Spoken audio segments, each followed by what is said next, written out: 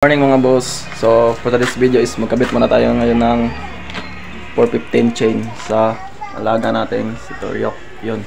Bala, ito na pala yung ating kadena dati mga boss. Siguro mga 1 year ko na itong gamit.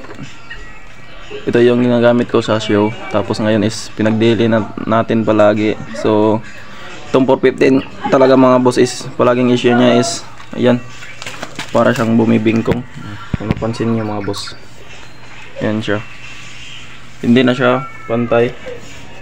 Yan, para na siyang tabingi.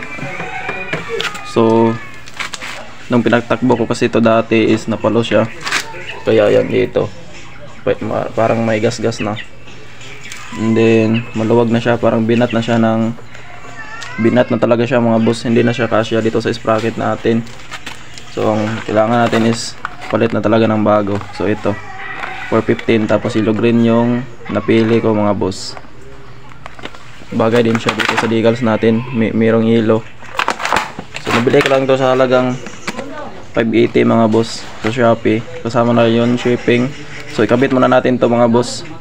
Yun, may kasama pa sang sticker. So tanggalin muna natin yung lock mga boss, and then idugtong na lang natin to.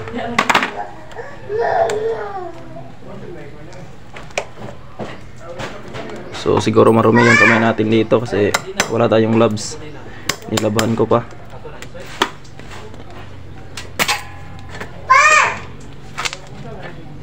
So idugtong na lang natin to dito mga boss, para hindi tayo mahirapan sa paggabit. And then para malaman natin kung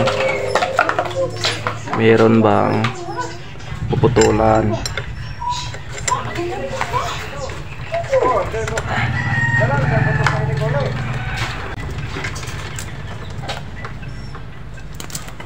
So yun, so sakto-sakto lang siya mga boss. So adjust lang tayo dito para paurong natin ba ganyan.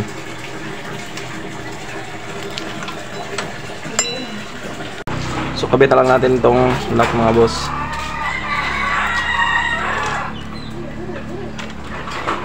Walang gloves na to.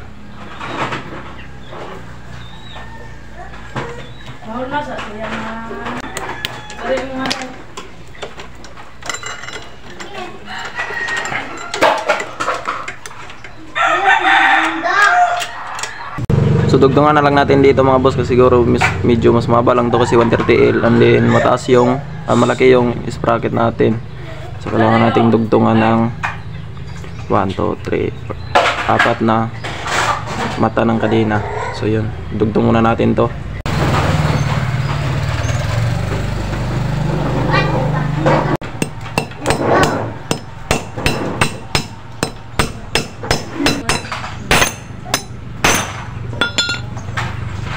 All gods.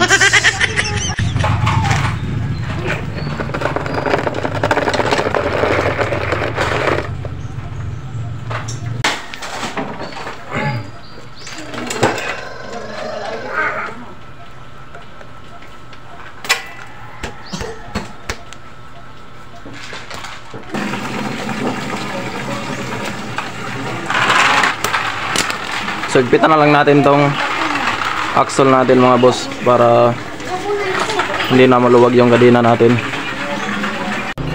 So bali ito na siya mga boss, naigpitan na natin. So paikutin natin yung gulong.